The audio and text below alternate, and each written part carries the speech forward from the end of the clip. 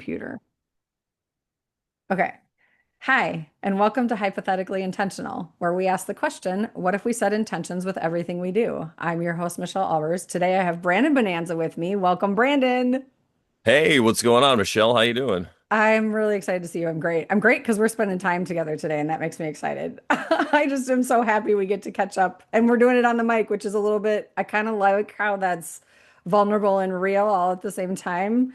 Like when we talk off mic, it's not a different thing, but it doesn't feel vulnerable at all. But when you're on the mic and you know it's going out to the world, it's like, wait, hang on. This feels a little like but I enjoy that feeling. Anyway, let's get to the intention. I asked you before if you'd do an intention and you said yes, and I said let's pull a card. Let's do it. Yeah, no, I hear what you're saying though about the recording versus in person, and it's also the good thing about it too is there's like a pressure when you're online, and if you allow yourself to not get caught up in it and stay in the moment, you can actually use that pressure. It's the same kind of pressure I use with like stand-up comedy or whatever.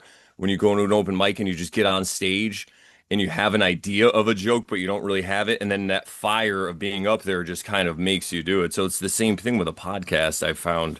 And Yeah, that's why like I never really exactly plan what I'm going to talk about, to the T. I just have an idea and then see what happens or whatever. But yeah, let me pull. that's the way I flow too.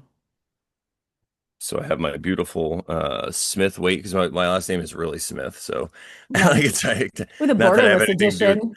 No yeah, borders. exactly. Yeah. There's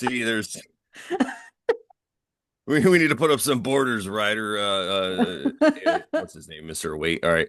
Oh, look at What is this. that? Is that the Nine of Wow, Swords that's crazy. reversed?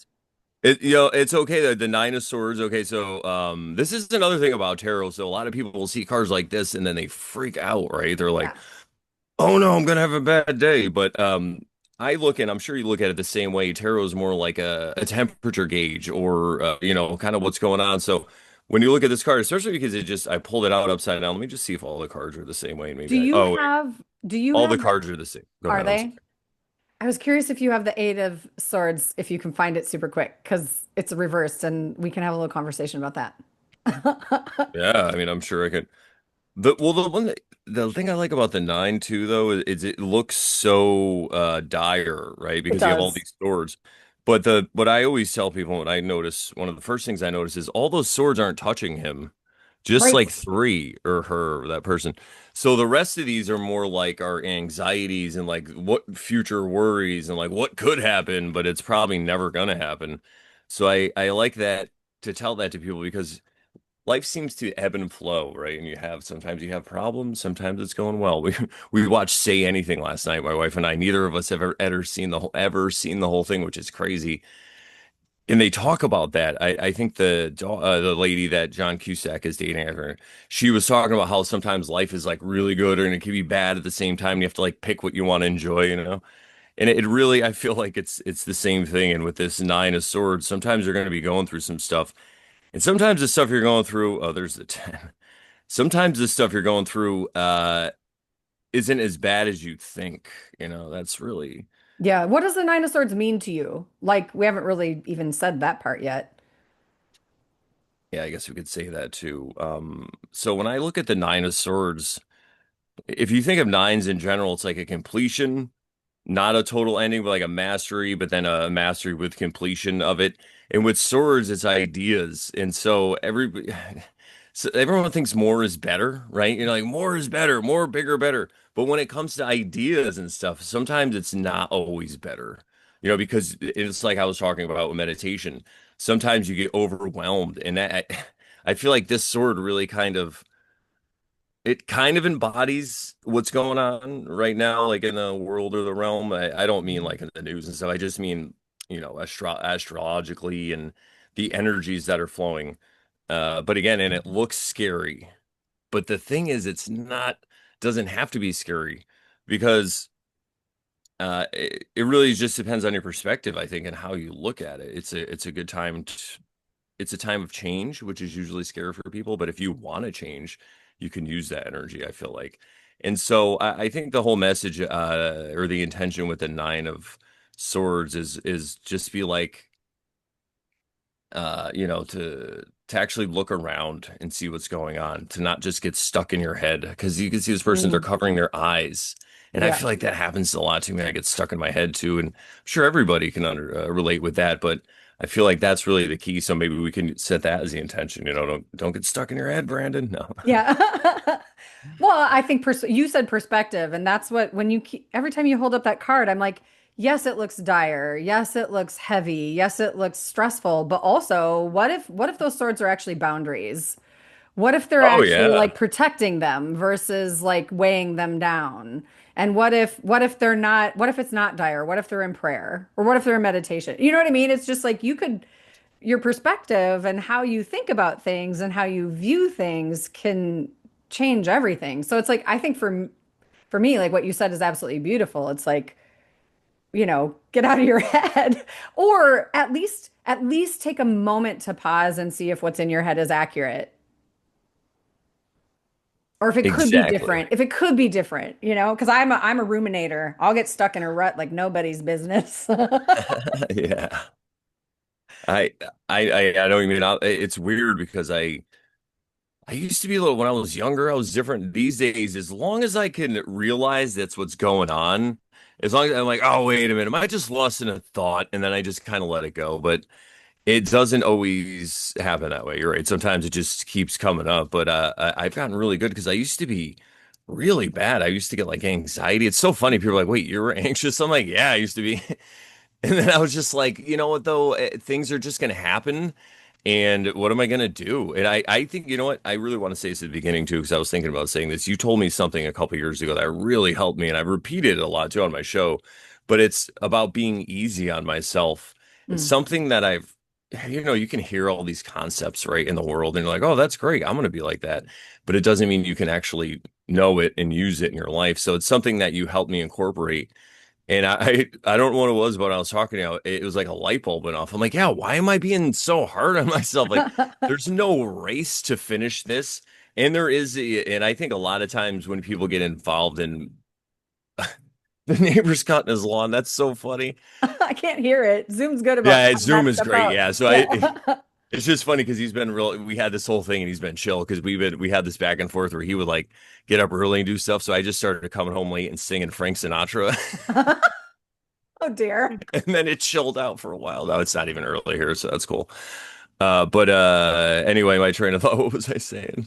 You were What talking was I? about being easy on yourself. Yeah, being easy. See that, and now even if I got sidetracked, I won't be hard on myself. But I think when we get into this, or I know when I got into this stuff, like self-healing and spirituality and tarot and all this stuff, we have this idea of a person we want to become, right? There's this perfect enlightened being. I'm going to be like meditating and levitating and starting things on fire or whatever, or people are going to come to me and I'm going to, you have all these ideas.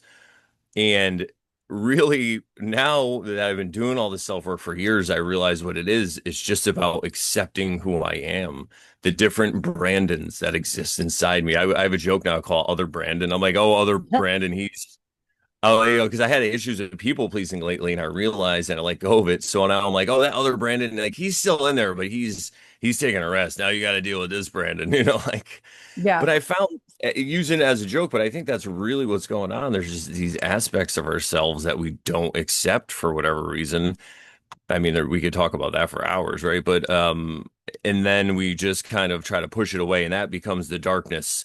That's our shadow. That's the bad. And then when we act like that, we're just like, oh, why did I do that? And that's when we're hard on ourselves. And that whole thing, when you said that to me, it just like went off like, yeah, there is no race. Like I don't have to be any better than anybody. And with that realization, I actually got closer to whatever, Yeah. seeing things. So yeah. That's amazing. Thanks for sharing that. It's funny, you never know what your words, like what kind of impact they have, because like I didn't know that changed your life from you know what I mean? And I'm not trying to be like, oh, it changed your whole life. But No, I know what you really, mean. like to shift your perspective in a way, it's like, and it's a simple statement. Like, why are you being so hard on yourself? Like you right now is you right now, and that's great. Why does that have to be bad? You know? Yeah. It's like I think for those of us who have high expectations, which is maybe everyone, I think over time it's like I think there's some piece of us that has a higher expectation of ourselves, Even the people who are constantly not thinking highly of themselves. there's a piece of them. I believe there's a piece within all of us that wants more for ourselves and wants better for ourselves. And sometimes that can get in the way of things in a really mean way, which is weird. But I don't know. I love how you talked about the other Brandons because I've been talking about inner child stuff so much lately and how, like, what's the loudest voice in the room? Is it your angry teenager? Like, she needs something. My angry teenager needs something she never got. And I can shut her up and put her in a corner, but she's just going to get louder if I do that. What if I see her? What if I invite her into the space? And what if I listen to what she has to say? From a higher self perspective, from like me now and my connection to divine, my connection to my divine self. I don't know. I just find it so complicated, but also so easy to like, I get the concept, but to do the actions, Yeah. it's a totally different thing. Yeah. I find that I was talking about this with a couple of people recently, but I had tobacco in my teeth. But and I was saying, I think it was to Elizabeth, my wife, yesterday. I was saying this. It's like this is probably why the masters never wanted to teach any of this stuff, the self-healing or the occulted or whatever it is, for the true reason, not to like take over the world, but to work on yourself or to become a master, if you will, right? Because they realize the first step is to learn all this stuff. And most people, when they learn it, they just project it out on everyone else. Like, oh, you're the one who's doing this. And they just start pointing fingers and then they just get lost and they start a podcast about it, or whatever it is. And I'm not speaking to anyone personally, anyway, by the way. We're just, this is just, we're just joking around because we Right. We're see it just, on the yeah, internet, right? of course. Yes. And, Yes. and so I feel like that next step that's so huge is to kind of overcome that little ego thing. Like you said, so many concepts, sometimes they seem hard or they're simple. And it's just that little bit of perspective. And it really, I think, has to come down with like, for me, it was meditating that helped me kind of get past my ego. Now, a lot of people will talk about like destroying your ego and all that, but I'll just look at that as like another Brandon, right? That's other Brandon again. And sometimes I need him. Sometimes he has to Yeah. come out, set boundaries, and or I want to do stand-up comedy, I can't just be up there like, like I gotta. So it's a tool in my toolkit, and that's how I look at it. And that other thing, getting back to perspective, it really is. Sometimes it's a little shift. They play it really well in movies, like The Matrix when he finds out it's like a huge one about what the Matrix is and all. It's like this huge moment, and then a lot of times in movies they show like a zoom in or a zoom out on people Yeah. when that happens.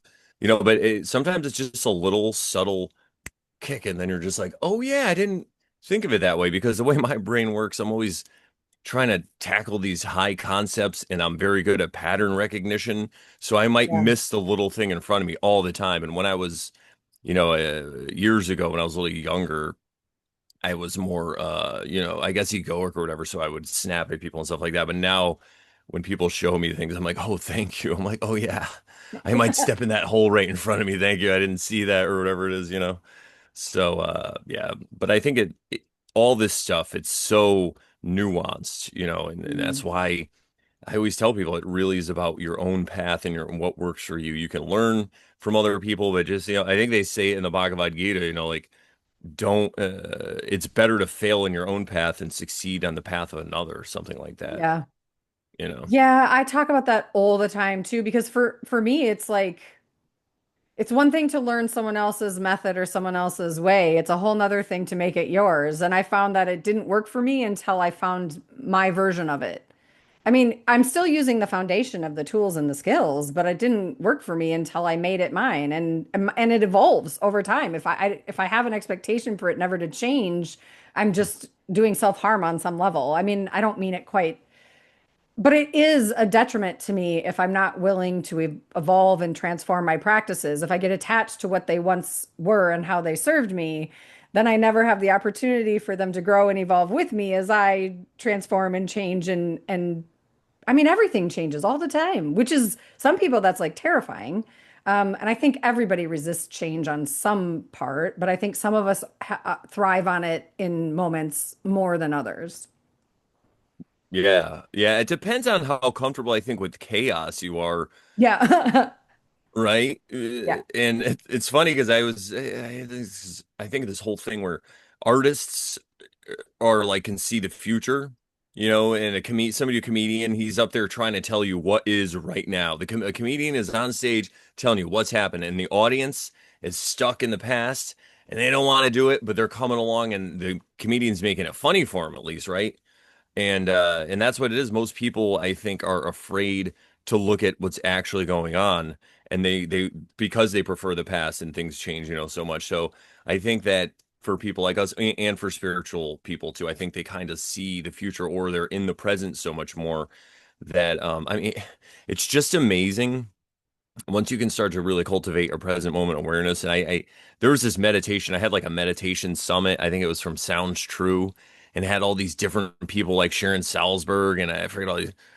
Ram Dass wasn't on, but all these other people. And one of the guys did a meditation just about being safe. And he's like, just think about it. They do like a little talk and then they do the meditation. And he's like, think about how safe you are. He's like, you have civilization, police are around, you have locks on your door, people are generally cool. He's like, I know the news is nuts and all that stuff. But it really started to make me think. And I was like, oh, and I felt like I was standing up straighter. I'm like, did I have all this unconscious fear that someone's Yeah. gonna like knock my door in and I have to fight them? I mean, I was in the Marine Corps. I did spend 4 years in the Marine Corps. So my other hyperbolic joke I talk about is how they put me in a place for 3 months and taught me this mantra, and it's a word they do over and over again every time they give me a command. I'm like, what that word was? It was kill, So yeah, I got that. No, so it works in with the comedy. And again, I always tell Yeah. people like, this is hyperbole. Everybody, don't worry. Don't put me in a hospital. Right. I'm fine. I'm not going to hurt anyone. I'm just a jester. I'll kill you with my words. Like, trust me, they're more cutting. No. Right.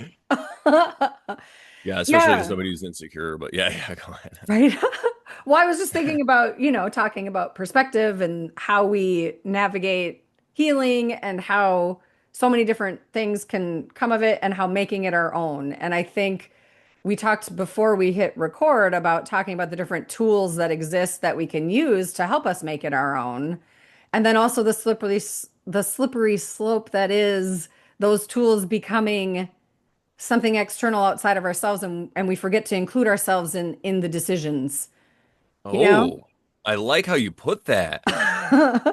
Yeah, because it's like, this is how I found out. Like somebody's, well, okay, we're all addicted to something, everybody. Sorry to tell you, as I smoke my tobacco and drink my coffee and Anyway, so yeah, so we all shoot, I sometimes I get a little funny. It'll come back to me.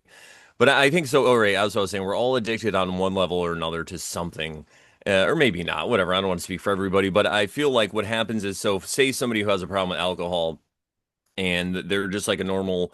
They don't have a lot of spirituality in life or whatever, and they go to like AA and they learn things, which is great, and it helps them out and it shows them about higher power.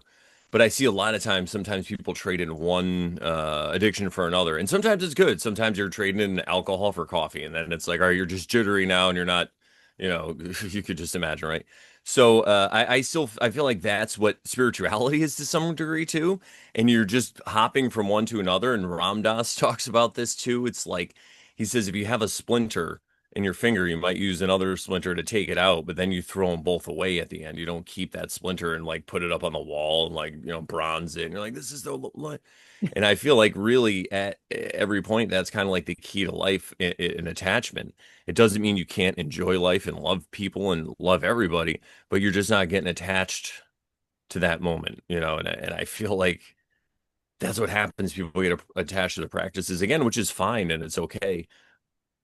Yeah, I Everything's think it's like, perfect, right? I mean, are we using the practices as tools or are they our crutches? You know what I mean? Because like, yeah. I don't know, it's like tarot tarot can be a great, beautiful snapshot of the energy and give you data. But then if you don't internalize and look within not only your logical mind, but also your heart, because sometimes we skip that piece too, because we don't actually want to feel anything, because that's too hard. And I'm not judging, like I'm speaking for myself. Yeah, You know what yeah. I mean? It's like, okay, so I have this snapshot of the energy, but then I'm gonna, instead of considering what that energy is saying, I'm just gonna take as what I think it's supposed to mean society wise versus actually internalizing and seeing what could that mean for me in my life right now? And how could that possibly support me in whatever choice I make, knowing that there's more than one choice to make? There's more than one possibility. I think sometimes we get locked into, I have to find the quote unquote right answer.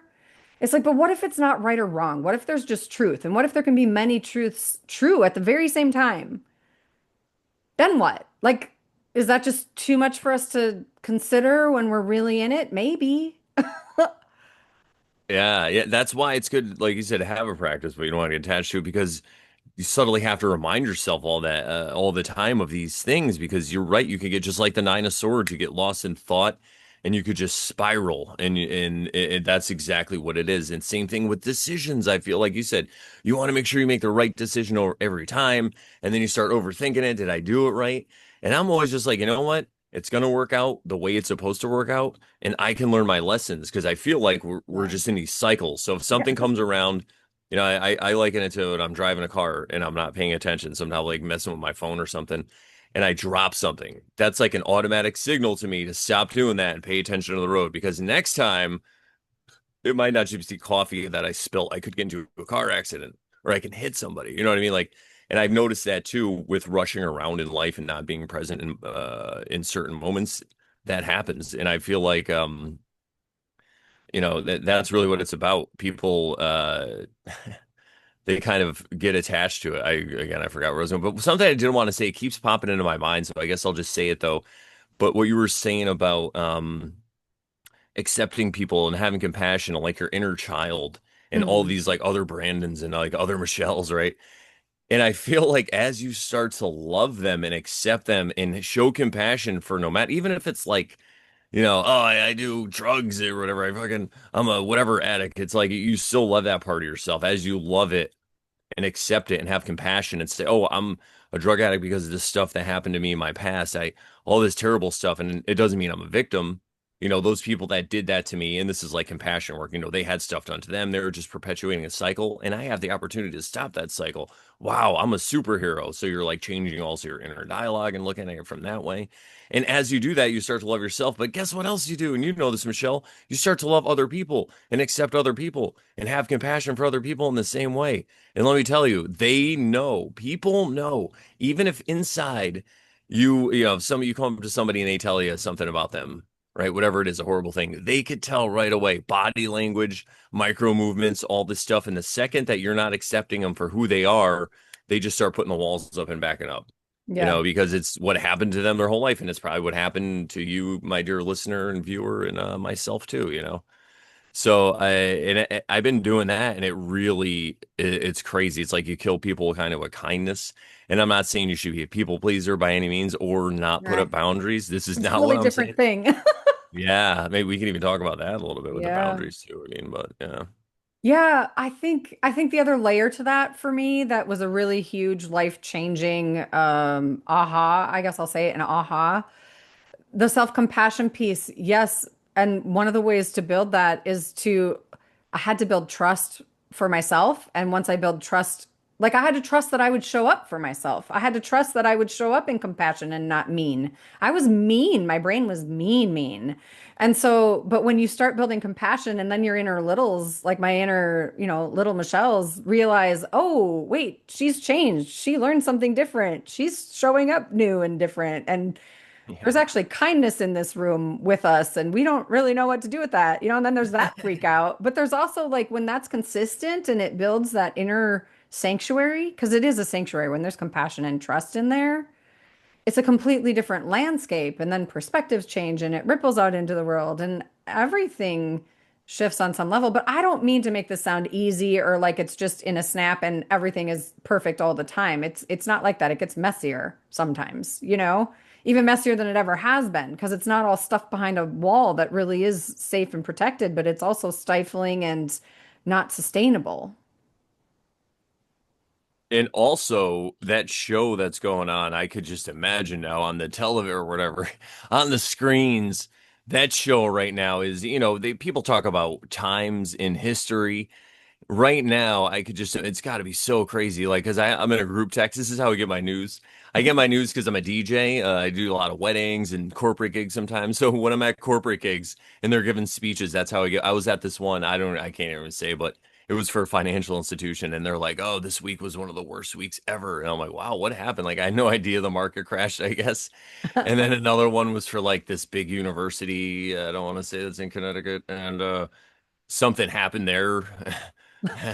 And they were like, we almost canceled this event, and I'm just sitting back there listening, like, whoa. And then I just put on some like Janis Joplin. Here you guys go. This will be good for you. This is what you need. Yeah. Me and Bobby McGee. This will make you feel better. No, but in that, I have a group text with two friends that are really funny. So every time somebody famous passes away, I have a friend. I don't know if he gets alerts or whatever, but he knows. I don't know if he's like connected to their heart monitor. He knows like Ozzy, I guess, passed away, and he was just like, yeah. So I'm seeing it, and that's how I see it, as opposed to somebody who will like check every day, right? So I can kind of gauge it a little more with the craziness, and it seems like it's just on turbo. So with that distraction always ever present, what I tell people is right now, in any time where there seems to be a lot of chaos and a lot of change and things are moving quickly, it's always good to keep, well, for me anyway, it's good to keep my attention on things that I want to build and grow and take care of in my life, because could it be that this is a magical realm we live in, and our attention is the most important thing that there is, and it's like water for plants. Mhm. So when you put your attention somewhere and you're putting it on the news or whatever, you're just watering that, and you're building that reality tunnel in a way, and then you're going to be part of that reality tunnel. Whereas I feel, and this kind of might sound a little woo-woo or out there, but I feel like if you just keep your attention for yourself and you don't let that fear creep in effect, everyone's going to feel fear. I'm not saying here you should sit here and be fearless. No, act despite the fear. Say the litany against fear from Dune. I must not fear. Fear is the mind killer. Fear is the little death that brings total obliteration. It's so true. Anyway, so that's what I feel like is going on here. And I talk to a lot of people that are having rough times, and I'm like, you know what? It's everything over here. I mean, yeah, there's challenges, big life things happening, but day-to-day stuff, it's great. I'm just looking at what I'm grateful for and stuff, because I feel like no matter what happens out there, you can be okay here. I mean, even if your neighbor and your other neighbor, for some reason, their house is just get taken away in the rapture, or whatever, by a flood, I think you will be fine. And I know that sounds crazy, but I really feel like this realm is like one of these realms where you have to allow it to happen to you. You have to, it's like a vampire, right? You have to invite them in for them to mess with you. And so even if that's not totally true, if you stay that way, you're not only gonna not be a victim, but you're going to keep your eyes open, and then you'll see the signs that happen. So maybe you'll be able to make those steps where everyone else is just caught in something that happened like in 2020, right? When everyone was just frozen like a deer in the headlights. And some people already knew it was coming, and they were just like, okay, here we go. Yeah, I Let's see think how we're we make back to this fun. perspective. Yeah, And even yeah. even fear, I think fear is data. And I think it's great to observe fear and to change your relationship to it so that you can. Because I never used to be, I was a freezer. I didn't navigate fear well. I was just like, oh, nope, fear, I'm stopping. Everything comes to a complete screeching halt. Yeah. I mean, maybe not for everything, because I'm also bold and brazen and I can make different choices, but it depends on what it was, right? Like, and I just Yeah. think like now I just look at fear and I go, okay, you're here. What's this about? What are you telling me? What's within me that is causing this response, and how can I do it differently? And again, I say that those words sound easy. It's not easy. It's freaking hard. And my life has changed since I've changed my relationship to fear, since I've changed my relationship to control, since I've put an intention around seeking my attachments that are causing me pain, because they do. And so it's like, well, how do I want to show up? How do I want to navigate this? And what is my perspective? And is my perspective one that's helping, or is it one that's harming? And I don't know. I can so easily get sucked back into my old patterns of everything being, womp womp and mean, and and that I can't do anything right, and that the world sucks, and right. Like I can go back into those old stories, but I don't want to live there anymore. I'm not saying I don't have hard times. I'm in like a full-blown like trauma healing, puddle right now that is messy and gross, and I feel like somebody's got a hair dryer in it, damn it, It's like this Yeah. sucks. But also, Yeah. like, it's taking me somewhere. And all of those things that I'm feeling and fearing and navigating, have a purpose and I'm good with trusting myself to show up for myself, with myself, in compassion and truth, that then, like to your point, that ripples out into the world. That's, I mean, it sounds, people say, oh, it's so ego, that's so selfish. All you're doing is focusing on you. Yeah, but what if a better me makes the world better? What if everybody did that? And I know that that's not, I'm not looking for utopia. I get it.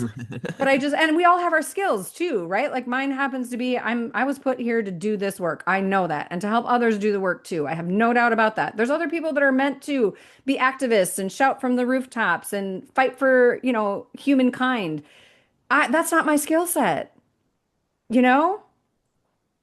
Yeah.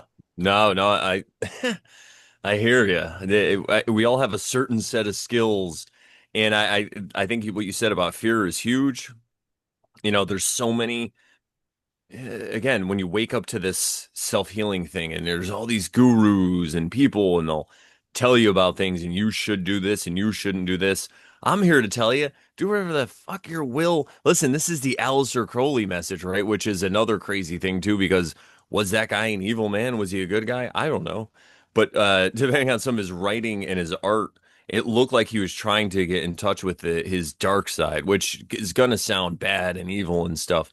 But the way that I do it is it's more of an internal thing again, and being okay with it. And sometimes you have to do something until you're done. If you have like this hobby habit, it's a habit. Kind of the same. I got this really cool, and but those sometimes you have to do it until you're done, because if you repress that, and you're like, I'm just going to be a vegetarian. I'm never going to eat meat. But then every time you see meat, and I'm not telling you should be a vegetarian, but everyone makes their own choices. You do what works for you. For a while, I actually didn't eat meat, and it worked out. But then I needed it, and then I never did. People are like, how do you eat? And I'm like, let's not talk about diets. Let's talk about something else. Because I'm 49, everybody. This is how I look, and I almost have like a six pack, and I don't even work out. It's so crazy. So I can't tell you. Just exist on light. But anyway, so say you want to be a vegetarian, and you go with your friends, and you just all this food, and you're like, man, I really want that steak. Well, it's possible that desire for that steak is going to come out in other, maybe even weirder, more dangerous ways. Whereas if you just ate that steak, maybe halfway through, you're like, ah, you know what? I really don't want this steak. So you just do it until you're done. Maybe food's a bad example, but even with behavior, like biting your nails, I used to bite my nails for years. Look, now I got to cut them because they grow so fast. Yeah. My nail and my hair was so crazy. But and then people will be like, "Oh, how'd you stop?" And I used to try all these different ways, but once I started meditating and working on myself, I just stopped doing it one day. And I used to like rub right here all the time and like get like skin, from anxiety, and then I just stopped doing it one day. So I feel like it really is about just kind of waking up to things and seeing it and doing it until you're done. And I'm not saying you shouldn't attempt to make yourself better and stop certain things, but this more goes along the line of taking it easy. So say you are having an issue with alcohol, right? And you want to work on it. That's great. So work on it. I'm not telling you just to be a raging alcoholic, but what I'm saying is if you slip and you fall and you drink again, don't be so hard on yourself. Could it be that guilt is what perpetuates your cycle for drinking? I don't know. So in my life, the people that I know that have done this, they're just cool. And like I have friends that had issue with alcohol or whatever. And I even had a friend that was a heroin addict. And he would always come to me because I would never judge him. I had a friend, he was a guy who used to ride motorcycles years ago, and he's a real good dude. And then like 10 years, something years later, I saw on Facebook or somewhere he got busted for like selling drugs or whatever. And that's not really him. I know because he has another job. I'm like, he probably just was because of where he was and all that stuff. So I hit him up as if I didn't talk to him in years. I was like, dude, how are you doing? I'm like, I bet everybody fucking hates you right now. I'm like, let me know if you need anything. And from there, we started this amazing friendship. Yeah. And I'm not just bragging about myself, but it really is about, I think it was because I was able to be easy on myself, and then you could not judge other people, like it's just that whole thing. But anyway, yeah, I think you get Yeah. what I'm. I want to circle back to the Nine of Swords because it just popped into my head and I asked about the Eight of Swords. And so I'm like, I feel like we never closed that loop. So let's Oh close that yeah, loop. yeah. You know what? I could pull it up and share it on if you want me to do that Oh on yeah. Let's see. Do I have to do something to make you able to share it? uh Maybe I'll just make you a co-host. How about that? yeah, that'll work. Um, The reason I asked about it is because some teachers, Oh yeah. Oh yeah. I'm so one of silly. my teachers, instead of reading reversals as like the deck describes them, she has the idea that perhaps a reversal means you haven't learned the lesson from the previous card, which I Oh, love, interesting. right? And so I was like, well, let's look at the Eight of Swords and let's just see what might be there for us Yeah, I today. like that. All right, let's see if this works then. Oh yeah, it's giving me the option. Here we go. All right. Good. Boom. Here we go. All right, I found one with a little explanation Ah, too, but that's hysterical. oh Get yeah, into the right mental frame before taking any decision. Analyze the situation properly before implementing an idea. In a love reading, it says overlooking the relationship flaws and avoiding making amendments. It's air oh, and it's Gemini, Libra, and Aquarius. The Eight of Swords is always like that. You're getting in your own way. And it's not even like there's swords all around her and she's wrapped up in like ribbon or something that you could easily cut right through. You know what I mean? yeah. Yeah, exactly. One thing I like to point out about this too, because everybody, like you said, perspective. One of the first perspectives I ever got by looking at this card, because I didn't get into tarot until like 2018 or something. So it wasn't like my whole life, but is see how your feet, there's a clear path out of here, and she Right. just follows the water. Right. Be Your in flow. intuition. Be in flow. Yeah, be in flow because she's surrounded by all these ideas, like the Nine of Swords. Sometimes your ideas, and that's good to look back because, right, if you don't solve what's wrong in the Eight of Swords, the Nine of Swords is going to happen in a negative way. Yeah. I love that. And it really is about just, I think, following your intuition sometimes. And I know because I'm a thinker. Allegedly, I'm an INTP if you guys are into Myers-Briggs. So I could get stuck in my head with the best of them. I mean, my personality type is known for just living in their parents' basement, and I get that. I could just live there and just be happy in my mental. Yeah. But luckily for me, my whole life, I would always had people that wanted to hang out with me and would like force me out into situations, and friends that would always push me beyond my limits. And then I joined the Marines. So let me tell you, there was after that, and then I did stand up comedy and I'm a DJ and all this stuff. So stepped out of my comfort zone. And I think that's the same thing. And maybe that's what these cards are telling you. Sometimes you have to step out of your comfort zone to grow, Well, and right? get out of your head and connect to something bigger than yourself, even if it's just an idea bigger than yourself. Like if you're not a person who wants to reach out to the divine or, connecting with your heart is a foreign concept, maybe just plant the seed to see what it might look like to connect to your heart, but then also just get out of like it's funny because I'm always like go inward, look at yourself, but like what if you get out of yourself? And by that I mean your brain. What if you get out of the logical brain monkey mind that likes to beat yourself up and continue a pattern that isn't serving you? And what if you just explore anything different? Well, I shouldn't say anything different. I mean, something something that is actually like potentially positive, have a positive I'm impact. gonna become a dancer. No, I'm just Yeah. kidding. But you know what I'm saying? It's like that. Yeah, I I know. don't know. Like I started my life and continued my life for a very long time in the space of I'm not good enough. I'm not okay. I'm not lovable. I'm not I'm just not anything good. I just because I couldn't live up to any of the expectations and most of them were mine. You know? It's like, what if I just get to be and live and learn almost, and then live, learn, and discern, man. Let's do it. Mm. People don't realize those unconscious thoughts about yourself, these negative unconscious thoughts. And again, it's perfect. They're probably there because of your parents and your teachers and all these people who are probably very well meaning, but they know how to train and this is how it works. And like I said, I was in the Marines, so I saw how it really, like I saw them how they train you for combat, but um yeah, I love the morning. No, what was I gonna You're talking say? about It's negative all right. unconscious thoughts. It'll come back to me. Yeah, the negative thoughts. Oh yeah, that's what it is. Yeah, thank you. You're so great at this. People don't realize how they can manifest in your life because, I mean, if you're somebody who has a problem with relationships, that's one of the number one things is people don't realize is they don't love themselves, so they keep thinking that this wonderful person they're with they're like, and like, why is this person with me? They're like, they're so wonderful. I'm such a piece of crap. Why are they with me? And that just plays and plays and plays. And what people don't realize is unconsciously, then they start to do things Yeah. and then they feel not worthy. So then they'll cheat or they'll, whatever it is, name your thing. And, Sabotage. and it's a self-fulfilling prophecy. And that's like that with anything people want to do. Everyone's like, oh, it's so hard to become a comedian or a singer or a famous person. It's like, yeah, but those famous people like Kanye West, I know it's very whatever. He all he did was just kept being a rapper and making beats and just kept telling people how awesome he was and he wouldn't take no for an answer. And all of a sudden he's famous. Because I was always like, yeah, I was always a big fan of rap, and I'm like, yeah, Kanye, like he's okay, but I'm like, what was it about him that why did he blow up? And then I would see it, and I'm like, that's what it is. He just never took no for an answer. Now I'm not telling you to be Kanye West, but what I'm saying is see how powerful that is. You really can do anything that you want. And but say, I would say if you start to do something and all these omens come and it feels like maybe you shouldn't, then okay.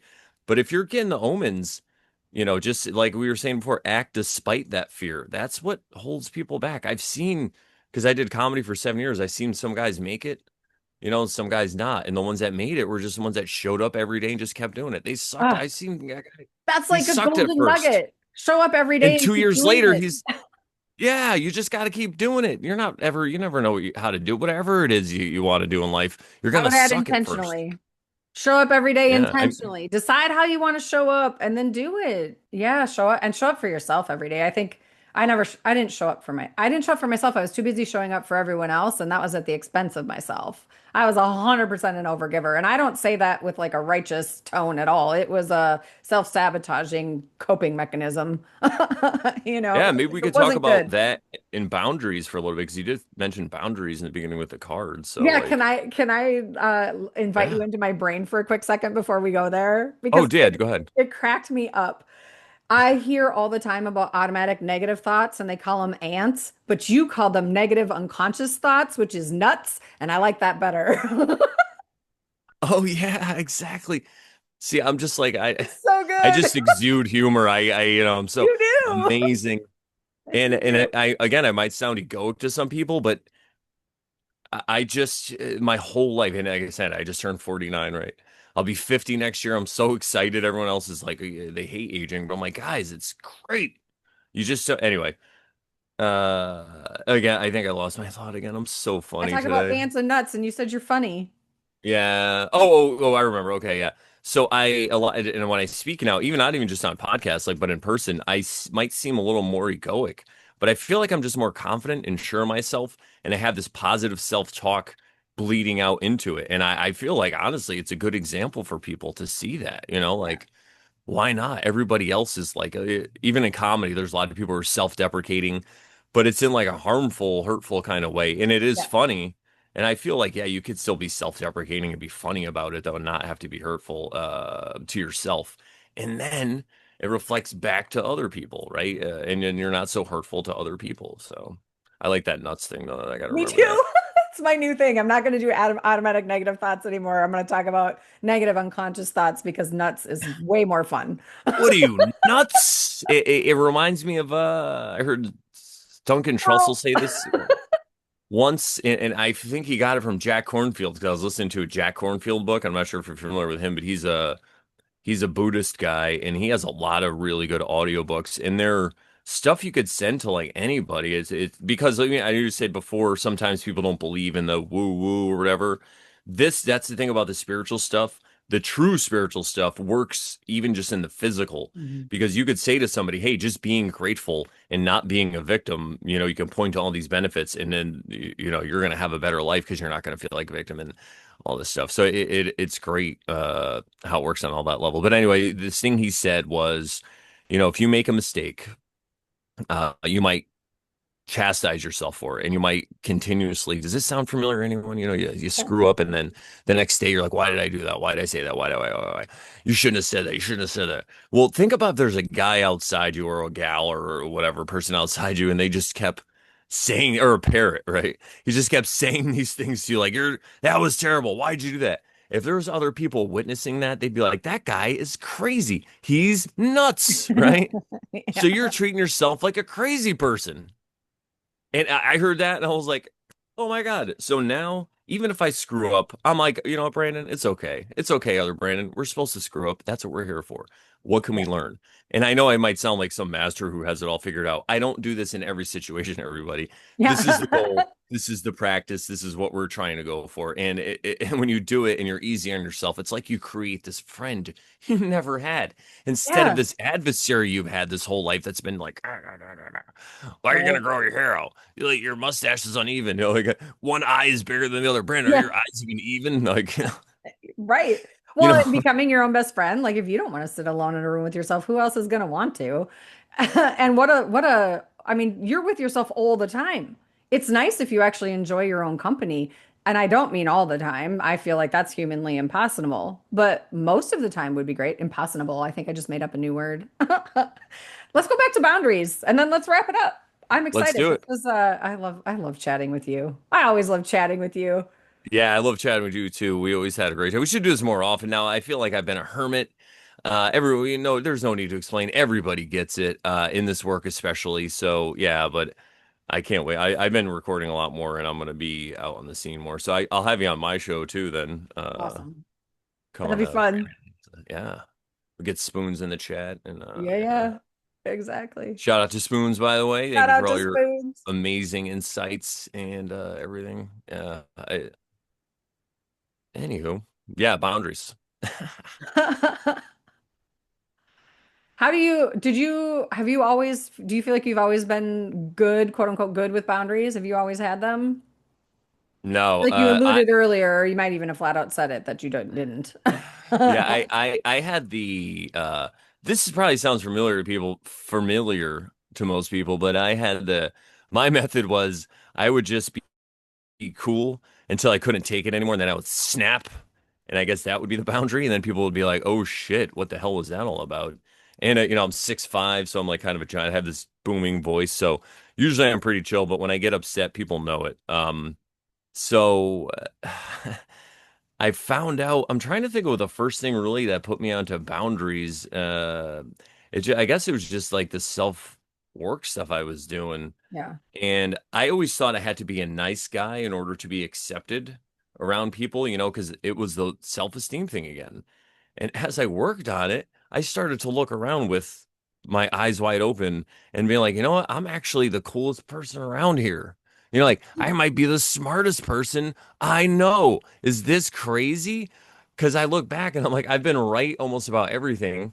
And the things I've been wrong about, I was super wrong. But once I was showed the correct information, I adjusted my course, you know. So I'm thinking back and I'm like, wow, you know, I've always been interested in truth. And again, I'm not like trying to say how cool I am, but and so I realized that I didn't have to be this nice guy to people. I could still be chill and cool and help people out. But I had to like weigh it against how I'm feeling inside. You know, do I want to do this? Why am I friends with this person? You know, is there anything good? I would sit there in a conversation and I'd realize that they're the only person talking. And anytime I talked, you know, and again, this isn't anyone specific that would probably even be watching the show. This is like years ago stuff, people. Right? So I'd be like talking and I'd realize that they're not even paying attention to me. Like, what's even going on here? Do they even care about me? You know? But that's what's first started to get me onto it, and that's kind of how like I used to set boundaries, I guess I could say. Yeah, I feel like I mean, my partner has helped me tremendously with boundaries because he's ridiculously good at them. And he definitely, I've learned some of my key pieces that I've learned is like there's a very big difference between boundaries and demands. Mm. And it's like boundaries aren't about the other person, they're about you and they're about teaching people how to treat you. Like, what are you willing to accept? And it's like for that perspective for me has been life changing. It's like I'm not trying to control other people or demand that they do some sort of thing. I'm just saying, like, this is how I'm willing to accept being treated. And if that doesn't work, I'm going to remove myself from the situation. I can salt fields rather than burn bridges and just like nothing's growing over here, but we can replenish it at some point if that feels right. I'm not, you know what I mean? I don't I know know. exactly what you mean. Yeah, so I just think boundaries, sometimes we see them as mean or unkind, and I'm just learning over time that boundaries are the kindest thing I can do for myself. And the people who are taking advantage of my overgiving have fallen off. they don't want to spend time with me anymore. You know, or it just doesn't work anymore. Like we tried, just not really a thing. And I'm not poo-pooing them. We all have our own needs and ways we show up in the world. And but I was at the expense of my selfing, and they didn't know that. I knew that. But I didn't say anything. So that was me being dishonest and untruthful first with myself and then by result with them. That's not helpful. It's like a covert contract that Yeah. you have Yeah. with people. You're like, well, if I do this and then you do that, and then they don't do that anymore, because they don't know about your secret contract. Right. And you're like, yeah, but I always do this, so you're supposed to Well, healing, reciprocate. And yeah. I feel like that explains all, like, most relationships out there. And again, this isn't judgments. We're trying to get to the bottom of this stuff. To the bottom of these and boundaries too. The other thing I'll say about them is you don't always even have to announce that you're setting boundaries with people. Because that again, it could be another kind of egoic thing, right? Boundaries are just about how you're willing to be treated and are you going to remove yourself. And then you could just let people know. Some people that understand boundaries, then you could tell them what they're about, and maybe it'd be easier to do it. And then again, sometimes it's not because when they think they know, then it's even worse. But that again, that's why you can never. And I was saying this to my wife, and we were laughing about it because it's like you can never affect anyone else. You can never tell or make anyone treat you a certain way. Mm-mm. You can only remove yourself from the situation, and by doing that, it might seem cold, but I think that's the best thing you could do for people sometimes because if they really miss your presence and they want it, then they're going to come to you and they're going to ask you, "What do I have to do?" And then you could tell them, like this is what I'm into, and then maybe you can make a real friend or we split. I was talking before about reality tunnel splitting. I think that's what's happening. People are just, some people are really getting on trains like, I'm really for this guy or this gal's for me. It's like, what about your own self?